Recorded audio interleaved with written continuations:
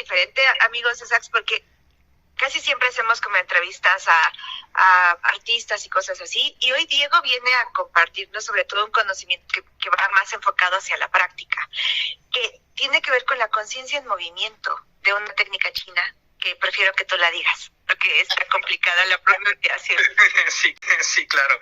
En chino se pronuncia Chunang Chikung, más como para nosotros sería Chinen Chikung, ¿sí? Que está relacionado con el movimiento del chi, con las filosofías taoístas, budistas, confucianistas y un poquito con tai chi, cosas por el estilo.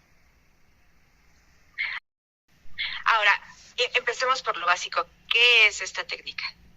Esta técnica es una manera de trabajar en la vida moderna, en la sociedad moderna, precisamente con todas estas técnicas que mencioné, el taoísmo, el budismo, el confucianismo, porque todas estas técnicas, tal vez no todos sepan, que fueron diseñadas para ser aprendidas y practicadas en templos y en lugares controlados, y no necesariamente para aprenderse en internet, en masas, en cursos por todos lados. Por ejemplo, el budismo zen, hay muchos aspectos que son muy difíciles de practicar si no te recluyes y viviendo una vida en sociedad.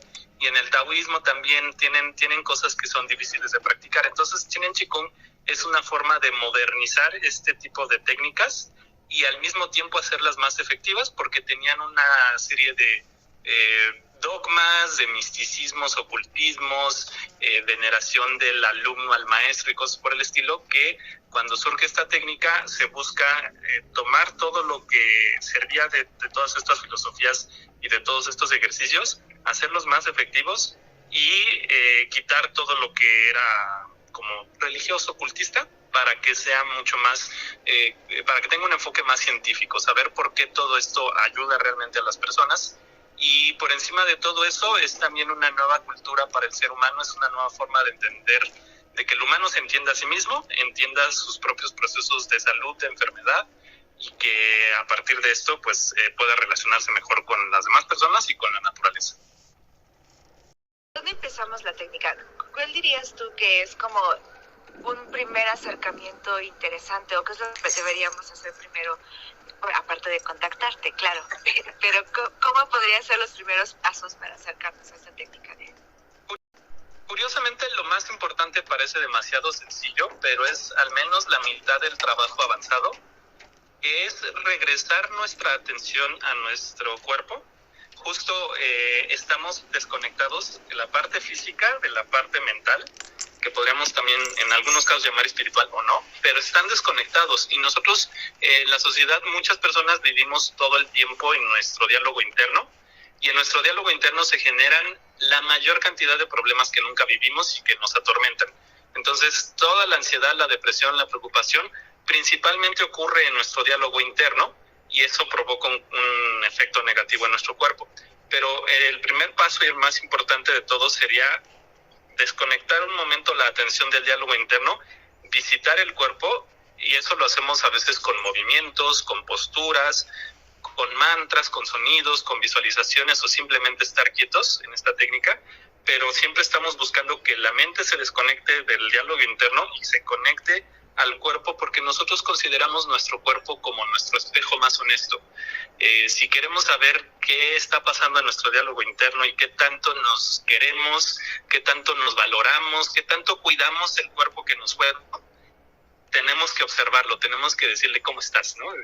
Visitarlo, y a veces hay dolor, a veces hay enfermedad, a veces hay cansancio, a veces hay emociones atoradas en el cuerpo que se sienten claramente, a veces en el pecho, a veces en otras partes, y no les ponemos atención, y a veces queremos dejar de ponerles atención, pero si nosotros dedicamos estos ejercicios, estos procesos de atención a sentir y a decirle al cuerpo cómo estoy, ¿qué está pasando en mí? Ahí es donde vamos a tener las respuestas a que también hemos estado cultivando una mente en calma, una mente positiva y muchas cosas, porque a veces pensamos que todo se trata de pensar en positivo, pero si el cuerpo tiene problemas es que no está funcionando. O sea, tenemos que conectar y preguntarle al cuerpo cómo estás. Porque, bueno, ustedes nos invitaron a una pequeña capacitación donde explicaba parte del concepto, y una de las cosas que a mí más me gustaron fue cuando explicaste es el tratar de encontrar un punto intermedio entre la parte sobrematerialista, en donde no importa nada que no sea ciencia, pero que hay muchas cosas que quedan sin respuesta, y también sin irnos a la parte totalmente emocional, religiosa, quizá espiritual, sino tratar de llegar a un punto intermedio. Platícanos un poquito de esta parte que creo que es relevante. Esta técnica busca un equilibrio para que las personas vivamos una vida en sociedad precisamente material, porque no podemos ignorarla, es muy difícil para nosotros ignorar los aspectos materiales de nuestra vida, pero que eso no nos pese y no sintamos que somos malas personas cuando nos relacionamos con el dinero, con los bienes materiales, con otras personas, con nuestro propio cuerpo, y al mismo tiempo estemos cuidando nuestra espiritualidad. Sí, esa perspectiva me encanta, porque vivimos en un mundo material, incluso, y creo que a veces vemos mal el buscar el estar bien económicamente, que deberíamos ser humildes, llevado como la humildad al extracto más radical posible. Y creo que al final está bien buscar ser abundante y tener lo suficiente para vivir, para hacer las cosas, pero que eso no debería estar peleado con protegernos, con cuidarnos, con incluso reconocer nuestras necesidades básicas, que a veces no pasa, que es un poquito lo que tú estás hablando. Sí, porque a veces cuando tenemos todo fácil, o sea, lo hemos visto, ¿no? No es como que todos nosotros tengamos todo fácil necesariamente, pero sí podemos pensar en ejemplos de personas que se les dio todo y que no sabían qué hacer con su vida. Y también hay muchos ejemplos que yo he conocido cercanos que de pronto buscaron mucho el éxito financiero, comercial, pero después hay mucha frustración. De pronto estoy yo en grupos de empresarios y de pronto ellos se cuestionan mucho por qué siguen generando tantos ingresos, ¿no? Porque dicen, ¿y a dónde va a parar todo esto? Porque empecé con un consultorio y ahora tengo 10 y ahora ya no sé qué hacer con mi dinero, y ahora ya nos empieza a haber un cuestionamiento espiritual que si lo dejamos de lado a veces nos provoca problemas emocionales, y estos problemas emocionales nos puede llegar a hacer locuras o a cometer errores de nuestra vida e incluso enfermedades, ¿no? Entonces sí es importante decir, pues está bien tener todos esos 10 consultorios, pero yo siempre tengo una conexión espiritual, tengo un propósito para vivir, estoy más conectado con mi yo espiritual, con mi yo superior. ¿Es muy diferente a la parte de la meditación? Es que la palabra meditación la utilizamos nosotros para describir distintos procesos mentales que pueden ser muy diversos. Entonces, a veces en China tenemos diferentes palabras para diferentes procesos mentales y nosotros todas esas palabras las ponemos como una, que es meditar. Y meditar puede ser desde por ejemplo, tenemos el libro de meditaciones de Marco Aurelio, Jesús meditaba, los monjes budistas meditan, y así podríamos empezar a ver, pero no hacen lo mismo con la mente. O sea, la meditación puede empezar desde la contemplación de la naturaleza, la contemplación de uno mismo, el tratar de callar la mente, la visualización, el decir mantras, el decir sonidos, el famosísimo Om. O sea, todo eso es meditar, pero no son trabajos muy diferentes y tienen resultados diferentes. No todo funciona para todos. Entonces, si alguna vez alguien ha meditado y no lo ha logrado, es como haber comido un platillo de sushi que no era el mejor, y a lo mejor nada más les hace falta otro, ¿no? O sea, nada más tienen que probar otro, nada más tienen que probar otro platillo y van a decir, siempre sí me gusta esto. Lo que pasa es que lo que habías comido no era lo que más te gustaba, no es lo que más te funcionaba, y así pasa con la meditación. Nosotros hacemos meditaciones principalmente dinámicas, no son tan contemplativas, sino que constantemente estamos trabajando algo con la mente, ya sea una visualización o una atención al cuerpo o al entorno. Y entonces siempre estamos haciendo algo, y aunque nos distraigamos, con el paso del tiempo podemos generar una buena concentración y una buena habilidad para hacer estos trabajos mentales. Me encanta, porque sí es cierto, creo que es muchísimo más amplio, y a veces estamos tan acostumbrados a ver en redes sociales como estas ideas de meditación que tiene que ver con esa parte de sentarte y así, pero tienes toda la razón, es mucho más amplio. Sí, es un tema complejo y amplio. Oye, entonces, y creo que aquí una de las grandes preguntas para aquellos que sean muy, muy materiales tendría que ser con la parte de qué tiene que ver el que yo me siente y contemple mi cuerpo con mi salud y este aspecto. ¿Cómo dirías que se hace este cruce un poquito entre el cerebro y la parte de salud física? Bueno, y eso es muy interesante porque la neurociencia está llegando a unas conclusiones muy interesantes, Y he leído a varias personas, psiquiatras y personas que se dedican a la neurociencia, que les empezó a llamar mucho la atención el taoísmo, el budismo y muchos temas similares, porque dijeron, lo que estamos encontrando tiene mucho que ver con lo que ellos decían. De hecho, también otros que les llamó la atención todo lo de meditación eran los físicos más famosos, los que desarrollaron la física cuántica, desde Einstein, Planck, Pauli, Bohr, les interesaba mucho la parte mística y espiritual. Entonces, en este sentido, lo que sí podemos observar hoy ya de manera más científica es que cuando nosotros nos estresamos, provocamos ciertas hormonas que provocan cierto funcionamiento en el cuerpo y el estrés es muy bueno para ciertas condiciones, pero si se mantiene por mucho tiempo, va a disminuir el funcionamiento, va a bajar el funcionamiento del sistema inmune, no vamos a digerir bien y vamos a tener ciertos problemas. En cambio, si nosotros estamos contentos, el pH de la sangre cambia, ya no producimos las mismas hormonas que con el estrés, sino que producimos otras hormonas que promueven un buen funcionamiento de nuestro sistema inmune, que nos mantienen más alerta, no alerta, nos mantienen más contentos, más presentes. Entonces, definitivamente se está observando que el funcionamiento de la mente tiene un impacto muy fuerte sobre el cuerpo. Tan es así que cada vez hay más médicos y más personas que dicen lo tuyo es estrés, lo tuyo es preocupación. O sea, porque vemos, nos hacen toda una serie de estudios, nos están pasando un montón de cosas y el médico nos dice no tienes nada. Lo que tú tienes es estrés. Y a veces nos enojamos porque decimos, es que no me lo estoy inventando.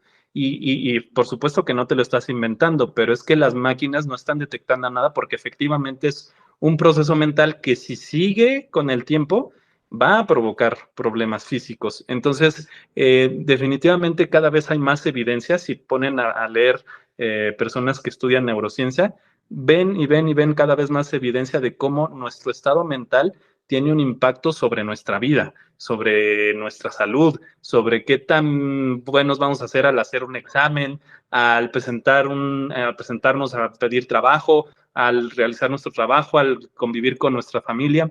Entonces, sí, observar a nuestra mente y poder sacar lo mejor de ella es muy bueno. Hoy mucha gente quiere entrenar su cuerpo, pero es igual de importante, mucho más importante entrenar la mente para que funcione mejor. Sí, incluso creo que es importante esta parte porque incluso con los atletas, ¿no? Se dice que mucho de la capacidad atlética que tiene una persona es 90% la mentalidad y 10% la parte física, y que obviamente la parte física debe ser monstruosa. Entonces, creo que es indispensable esto que tú dices, y fue de lo que más me llamó la atención de la plática que diste, todos los avances científicos que hay, que es importante que la gente entienda que la técnica no está hablando de lo que se supondría o de lo que se quieran o de una situación mágica, sino tiene un respaldo neuroquímico cerebral, que es lo que es indispensable rescatar en este proceso, ¿no crees? Sí, por supuesto. De hecho, pueden buscar en los buscadores más importantes de investigaciones o de publicaciones científicas, desde algo como Google Scholar o PubMed o distintas páginas que tienen publicación. Y si buscan la palabra Qigong, que se escribe Qigong, sería más como Qigong, sin la U. Si lo buscan, se van a topar con que hay muchas investigaciones al respecto de cómo tiene un impacto sobre la salud mental y sobre la salud física. Y es que incluso en China tienen sus propias investigaciones. Lo que no todo el mundo sabe es que los chinos se miden bajo sus propios estándares. Entonces, una publicación china de Qigong sobre la salud, del impacto en la salud, no va a ser válida en Occidente, pero para ellos les da lo mismo, ¿no? Dicen, pues mientras nosotros veamos que funciona y nos sirva, está bien, pero investigaciones al respecto, en realidad hay bastantes. A las personas que realmente quieren tener un respaldo científico, hay bastante, lo pueden buscar y se van a dar cuenta de que no es algo que se le inventó las personas. Desde el simple hecho de mover el cuerpo de manera suave, hay mucha evidencia de cómo la mente sigue al cuerpo. Entonces, si tú mueves lento y suave el cuerpo, la mente se calma. Entonces, cuando estamos ansiosos es muy obvio cómo estamos queriendo apretar una pluma, bailar con el pie, estar moviéndonos, y una persona ansiosa se mueve ansiosamente, se le nota en el cuerpo. Si nosotros obligamos al cuerpo a empezar a moverse lento, la mente va a seguir al cuerpo y se va a calmar. Entonces, hay mucho respaldo al respecto. Oye, sí es cierto, esto me encanta. O sea, si alguien tiene una cita para una entrevista de trabajo con que empieza a relajar su respiración y a moverse lento, ¿podría calmarse? Por supuesto, sí, de hecho, si empieza a hacer algunos movimientos suaves, lentos, va a abrir. Hay un libro que se llama El mito de la carisma, no recuerdo ahorita la autora, pero ella, de los temas, o sea, lo que ella dice casi una y otra vez, para tener más carisma, y esto dice, te puede servir para una cita, te puede servir para pedir trabajo, te puede servir para dar una plática, te puede servir para todo, es qué tan calmado estás y qué tan alegre estás. Dice que el carisma es un reflejo de la calma interior y de una sensación de bienestar interna. Entonces, incluso da ejercicios que son meditaciones para soltar lo que sintamos que son cargas en nuestro ser, para lo que sintamos que son preocupaciones lo que recomienda esta autora para promover que una persona sea más carismática es quitarse de preocupaciones y así lo va a lograr. Genial. Y esta técnica, entiendo que va basado como para mejorar la salud, pero ¿solo lo puedes practicar si estás enfermo?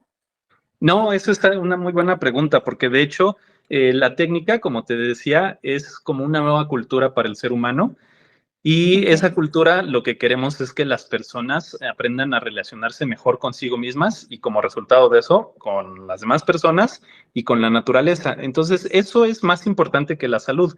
Pero hay ciertos aspectos que a lo mejor si yo les comento a las personas no les va a interesar mucho porque todos queremos un cierto grado mínimo de salud, de bienestar, de autosuficiencia, de autorreconocimiento, de sensación interna de bienestar, ¿no? Me valoro, me quiero, estoy hasta cierto punto saludable, entonces estoy muy dispuesto a escuchar a alguien que me hable sobre vamos a mejorar como especie, ¿no? Pero si yo les digo a las personas vamos a cuidar el medio ambiente, pues a lo mejor me dirías, espérame, es que yo tengo que salir, o sea, no me rinde la quincena y no me digas que como orgánico ni cosas así, ¿no? O sea, porque no me alcanza. Entonces necesitamos, pasa lo mismo con la salud. Si yo te digo, oye, vamos a ayudar a los demás, dices, pues no puedo conmigo, ¿cómo quieres que ayude a alguien?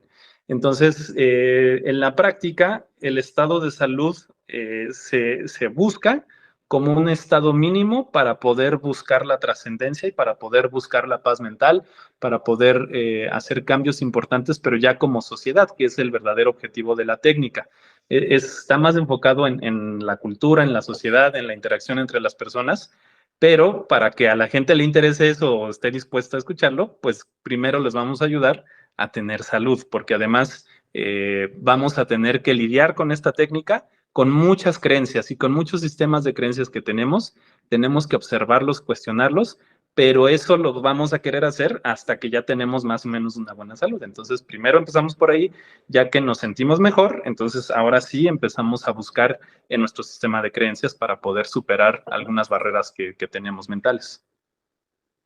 Y eso está padre porque cambiar las ideas de la gente es súper complicado. O sea, creo que yo creo que es más fácil mover una montaña que convencer a alguien de que cambie su estructura ideológica hacia ciertas cosas. Entonces, yo creo que el tener un resultado físico va a poner en duda lo que está creyendo. Y entonces es más sencillo cuando estás viendo resultados que dices, bueno, antes me dolía la rodilla y ya no me duele. Es más sencillo que, bueno, entonces si cambiase otros puntos de vista, a lo mejor pudiese mejorar o alargar mi estatus o mi vida, ¿no? Quizá creo que por ahí es mañosa tu estrategia, Diego.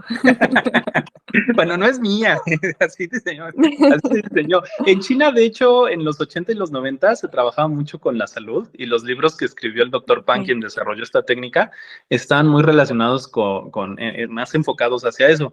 Pero ya más por el 2010, 13 para la fecha, empezó a escribir libros más espirituales. Entonces, como que van en ese orden esos libros, ¿no? O sea, primero vamos a cuidar, a conectar la mente con el cuerpo, vamos a estar bien, vamos a tener vitalidad, vamos a hacer lo mejor posible para enfermar lo menos posible, a tener una mente estable, la emoción también, estar alegres, y ya a partir de ahí, pues vamos a cuestionarnos el por qué estamos aquí, cómo podemos mejorar nuestra experiencia todavía más, ¿no? Pero sí es un tanto mañoso. Sí. Llevas 15 años, si escuché bien hace rato, 15 años en esto. Aprendí esta técnica hace más de 15 años, hace poco más de 15 años. Sin embargo, desde los 12, pues mira, siempre he sido un niño un tanto inquieto y a los 12 yo iba a campamentos con amigos y en las noches nos espantaban con historias de nahuales. Entonces, con Ok, eso, mi papá me dijo mi hermano me dijo que mi papá tenía libros sobre nahuales en su biblioteca. Entonces, cuando los busqué, empecé a leer libros de Carlos Castaneda, pero eso me llevó a leer sobre budismo, sobre yoga, sobre espiritualidad y sobre otras cosas. Entonces, esos buenos espantos sirvieron de mucho porque me encaminaron de ese lado y lo empecé a practicar desde los 12 o 13 años, este tipo de técnicas, y ya a los 25 fue que conocí por primera vez la técnica Chunen Chikung, y ya cuando conocí esta técnica dije, de aquí soy. Renuncié como ingeniero, yo era ingeniero en aeronáutico, tenía la posibilidad de irme a una maestría en el extranjero, estaba también con una oferta de trabajo interesante en Querétaro, en una transnacional que estaba diseñando un avión de fibra de carbono. Entonces, me estaba yendo muy bien en cuestiones de ingeniería, pero esta era mi pasión, y cuando veo la posibilidad de dejarlo todo por dedicarme a esto, es que no, la verdad no lo dudé, y a la fecha yo creo que ha sido la mejor decisión que he tenido, aunque todos pensaron que me estaba uniendo una secta la primera vez que les dije que renunciaba como ingeniero. sí, me imagino. Y aparte de siendo ingeniero, y que, bueno, creo que ya tengo más dudas así, porque viniendo de la ingeniería, de lo concreto, de gestión de calidad, de todo esto que es estructura material, dar el salto hacia lo emocional o hacia más lo espiritual y lo energético, ¿tenías dudas? ¿O simplemente hiciste un salto de fe en el que creíste? No, de hecho es que es lo que yo viví en mi casa, porque mi papá daba clases en la UNAM, en metodología de la investigación, y tenía un doctorado en biología, pero eso nunca impidió que él desconectara mucho con su espiritualidad, los tenía muy equilibrados, los dos. Entonces, él tenía clara la parte científica, pero en algún momento de su vida se dio cuenta de que tanto para él como para familiares y amigos, a veces con tomar medicamentos no es suficiente. Sí, muchos medicamentos, los médicos te lo pueden decir fácilmente, muchos no tienen la finalidad de sanar, simplemente de gestionar la enfermedad. Entonces él siempre se preguntó, y sabiendo todo lo que sabía de biología, dijo, debe de haber algo que podamos hacer, y encontró que meditar, trabajar con ejercicios de Qigong, de yoga, de Reiki, cosas así, le ayudaron mucho, y es algo que yo viví. Entonces nunca estuvo peleado para mí, siempre estaba la parte muy científica, pero también la parte muy espiritual, y convivían muy bien para mí desde que era muy niño. Entonces, realmente nunca hubo una duda. Lo que sí es que todo el mundo pensaba que me iba a morir de hambre dedicándome a esto, pero pues cuando ya me dediqué a esto, me di cuenta de que uno se muere de hambre haciendo lo que sea, y uno se vuelve rico haciendo lo que sea, porque no es la profesión, es uno, ¿sí? O sea, un cantante pues puede pasarla muy mal o puede ser el más millonario de todos, ¿no? Y así con artistas, con historiadores, con cualquier profesión. Entonces, en realidad, no se trata de la profesión. Sí, todo el mundo se espantó porque dijeron, ¿cómo dejas una ingeniería, un puesto tan brillante, un futuro tan brillante, con tantas posibilidades, por esto que pues, no te va a traer nada, ¿no? Y vas a vivir siempre pobre. Y no, la verdad es que siempre hay maneras de equilibrar la vida y de poder estar bien en todos los sentidos. Eso que dijiste me encantó porque aquí en la revista casi siempre tenemos muchos artistas y creo que tenemos un prejuicio muy fuerte en eso de si no son los caminos tradicionales, vas a morir de hambre. Y muchísima gente como tú ha demostrado que simplemente se trata de construir un nuevo camino. Pero ahí también entonces me genera otra duda o una duda que no es mía, sino más bien trato de preguntarles a ustedes para que en base a su experiencia inspiren a otra gente. Y eso es, obviamente 15 años después es sencillo para ti decir, ah, sí, sobreviví, todo está bien, uno forja el camino.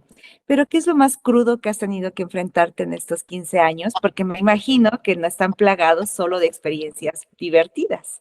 Claro, yo creo que algo que me gusta compartir es que eh, lo que yo he vivido dedicándome a esto y conocido personas que se dedican a dar clases de técnicas similares, es que los que nos dedicamos a esto también tuvimos nuestros retos importantes, y de hecho por eso nos dedicamos a esto. Entonces, a veces me encuentro que llega uno como el gurú, como el maestro, y conociéndolos, pues me entero que efectivamente la han pasado mal, y todavía tienen sus retos importantes. Entonces yo no estoy muy a favor de esas ideas de guías espirituales y gurús, porque yo la pasé mal en todos estos 15 años, hubo momentos, pero yo creo que lo más difícil fue justo cuando me fui a China y regresé, porque había estado trabajando con mi maestro que me había enseñado esta técnica por 8 o 9 años, hasta que me di cuenta de que nunca me iba a enseñar a más que lo que él sabía, nunca, más bien, me iba a limitar, ni siquiera me iba a enseñar todo lo que él sabía, siempre me iba a limitar, nunca me iba a graduar como instructor dentro de su institución, me di cuenta de que pues no sabía tanto como creía que sabía, entonces pues un poco decepcionado, renuncio a la institución en donde yo aprendí y donde pensaba yo que iba a formarme como instructor, me voy a China y pues no tenía tanto dinero como para irme, entonces me endeudé para poder ir a China. Entonces, regresando de China, me endeudé todavía más porque no sabía generar una empresa, no sabía hacer un emprendimiento y una amiga me lo dijo muy claro, si lo intentas con haciendo lo que se te ocurra vas a fracasar, no lo hagas, aprende con alguien que te guíe y le hice caso y fue el mejor consejo que me dio, aunque en su momento me endeudé mucho y tuve deudas muy fuertes por unos 2 o 3 años, pues logré salir. Entonces, al mismo tiempo que tenía las deudas, me separé, me divorcié, de donde vivía, que estaba bien, pues un tío me dijo, pues ay, mira, tengo un pequeño cuarto, pero no tiene ni siquiera repello, entonces, sí llegué a un punto bajo donde pues no tenía camas, me dormí en el suelo, apenas tenía una computadora e internet en un cuarto que pues mi tío me dio con mucho cariño, pero que era lo que tenía en ese momento para ofrecerme, y era ahí donde viví una temporada hasta que pude salir adelante, ahorrar, pagar deudas y cosas así para poder trabajarlo. Pero sí, yo creo que fueron tiempos difíciles, pero siempre tuve claro que era momentáneo. A veces nos centramos en que siempre va a ser así, nos creemos esta idea, pero yo tenía claro que iba a ser solo un momento, aunque fuera un par de años, a veces parece mucho, pero gracias a ese esfuerzo hoy puedo estar bastante bien. Me encanta. Oye, y de acuerdo a esa experiencia, de la forma en la que lo viviste, ¿hay algo que tú dices, quizá esto sí lo pude haber hecho mejor? Que en base a ya tu experiencia dices, bueno, quizá antes de saltar hubiese hecho esto, ¿no? Sí, bueno, para empezar, el haber estado ahí siguiendo a mi primer maestro por tantos años, estar como de necio de que sí, pero es que defendiéndolo, porque había muchas cosas que estaban ahí de alertas, de focos rojos que no puse atención. Entonces yo creo que lo primero que todos podemos ver es que si estás cerca de una persona que no te está ayudando a crecer, hay que observar bien lo que está pasando, hablarlo con esa persona para tratar de mejorar la situación y si no es posible, pues separarnos, ¿no? Alejarnos de esas personas, pero yo traté de justificar muchas cosas que no eran justificables y hoy pues eso es creo que algo que pude haber hecho mejor y sobre todo hoy justo lo pienso y digo, hay muchas cosas que pudiera haber hecho mejor para hacerlo más rápido, para hacerlo más efectivo, pero un aspecto es tener compasión con uno mismo, porque en ese entonces era lo que podía hacer conmigo. Y si me la viviera recriminándome por todos los errores que cometí, la verdad es que aun cuando puedo hablar que la experiencia al final con mi maestro no fue buena, de todos modos me enseñó mucho y de todos modos él hizo lo mejor que pudo. Entonces creo que el estado de compasión es importante para uno mismo y cuando lo puedes tener compasión para los demás, que yo creo que es lo que haría mejor porque en su momento tuve mucho enojo, ¿no? Y de pronto todavía digo, es que no me enseñó y cosas así, pero ahorita que me lo preguntas, tengo que recordarme tener compasión conmigo por lo que no hice en su momento, porque era lo que necesitaba en ese momento y también saber que las demás personas estaban tratando de hacer lo mejor posible. Y qué bonita conclusión, sobre todo cuando estás iniciando algo nuevo, porque no nos tenemos paciencia. O sea, tú quieres tener el fruto ya, pero espérate, primero hay que sembrarlo, esperar que la plantita crezca y tener todo eso y estamos todo el tiempo queriendo hacer cosas. Y creo que esto que acabas de decir es súper bonito porque en el proceso de crecer tienes que cometer muchos errores para poder entenderlo.